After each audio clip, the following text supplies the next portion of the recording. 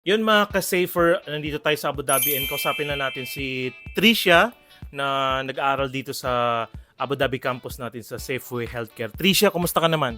Okay lang naman po, thanks. Kamusta Yun. po kayo? Ayos naman. So bagong lahat, matagal ka na ba dito sa UAE? Opo, dito po ako lumaki. Dito ka na lumaki. Sana all. At ang trabaho mo ngayon is ano po? I work as a nurse po dito sa Abu Dhabi. Yun. Good question sa akin na.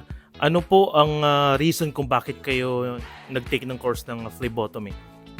Kumuha po ako ng phlebotomy kasi even though I graduated nursing, even though I'm a nurse, phlebotomy gives me a more in-depth knowledge and insight po kasi on how to extract blood from a patient. Tapos kung ano yung chemistry behind the tests kasi as a nurse, alam mo lang yung tests. Pero as a phlebotomist, malalaman mo talaga bakit tinitake yung test na yun, ano yung may tinatawag kaming order of draw kasi pag pumunta po kayo ng mga hospital, diba may mga color yung mga tubes. There's a science po pala talaga behind that na ano yung unang color na kukunin mo based on the test na in-order ng doctor for the patient. Usually kasi tayong mga normal people lang parang, wow, ang ganda, makulay ito. Tapos wala kang alam kung bakit nag-exist yung mga iba't ibang kulay. And any plans in the future like going outside United Arab Emirates? Kasi alam mo yung certificate natin dito is international yung certificate natin. So any plans in the future like usually ang nagtitik ng course ng mga ganito, especially nurse ka na rin is gusto mong mag UK, Canada, somewhere else?